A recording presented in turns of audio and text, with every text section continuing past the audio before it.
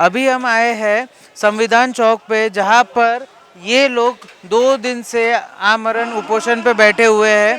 क्या सरकार की तरफ से इनके तरफ कोई आया है, कोई सरकार की तरफ से इनको आश्वासन मिला है? हम लोग इनसे ही जानने की कोशिश करते हैं और क्या क्या इनकी मांगे हैं, इनसे यही पूछने की कोशिश करते हैं। सर, क्या मांगे हैं जिसको लेकर आप यहाँ पर आमरण अनशन पे बैठे हैं? हमारी मांग है कि 24 अप्रैल 1985 को जो आदिवासी विभाग का ज़ेआर निकला, वो ज़ेआर में गोंडवारी जमात का जो संस्कृति दर्शक जो तख्ता है, माहिती है, जो इंफॉर्मेशन दी है, वो बहुत ही गलत दी।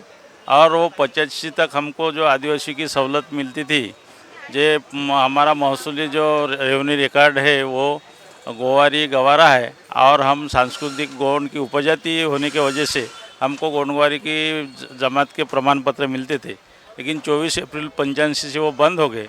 इसलिए हमने सब माहिती के अधिकार के वजह से हमको सब मालूम हुआ कि महाराष्ट्र में महसूली पुरावे सिर्फ गोवारी गवारी जमात के है। इसलिए हमने 26 जनवरी से 11 फरवरी तक नागपुर में बहुत बड़ा आंदोलन किया। उसका फलित ये सरकार ने माननीय वडने कमेटी स्थापित की। वडनी कमेटी 6 मार्च को स्थापित हुई और 6 सितंबर को उसका 6 महीने की मुदत ख़त्म होने वाली थी।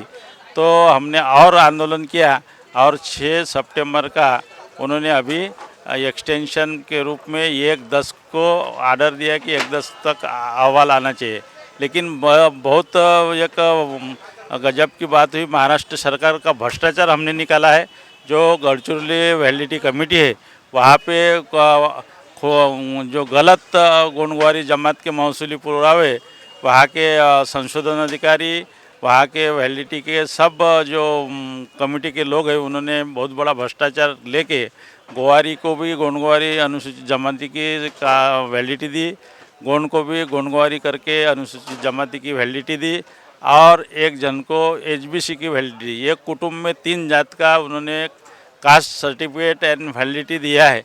ये बहुत ही गलत बात है। इसलिए हमारी मांग है कि वो अनुसूचित जमाती की जो पड़तालनी कमेटी है, उनके सब लोगों के ऊपर फौजदारी गुना दाखिल करो और ताबड़तोब उनके निलंबन करना चाहिए, उनकी सेवा मुक्त करना चाहिए, ये मांग है।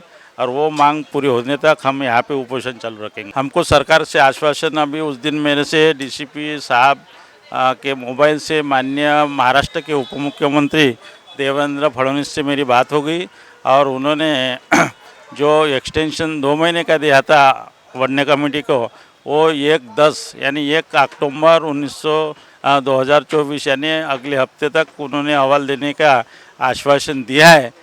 तो भी आश्वासन होता है, इसलिए हमको आश्वासन, ये तो अहवाल भी आएगा, लेकिन वो जो जिन्होंने हमारे ऊपर अन्याय किया है, जो ऑफिसर ने, उनको पहले सस्पेंड करो और फौजदारी उनको जेल में भेजो, तब तक हम उठेंगे नहीं अभी।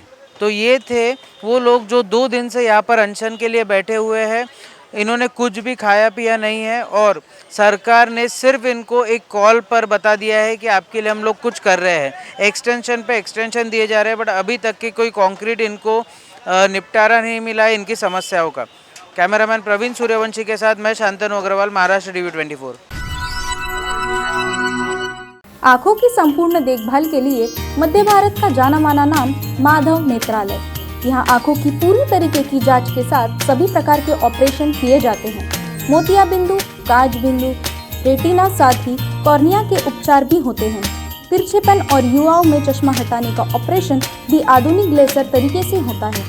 आँखों की सभी समस्याओं व अधिक जानकारी के लिए संपर्क करें माधव नेत्रालय, साई मंदिर के पास, Gajanan Nagar T point, Ajni, Nagpur.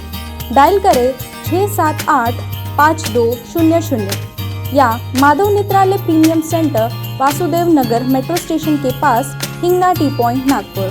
Dial करें 3502300।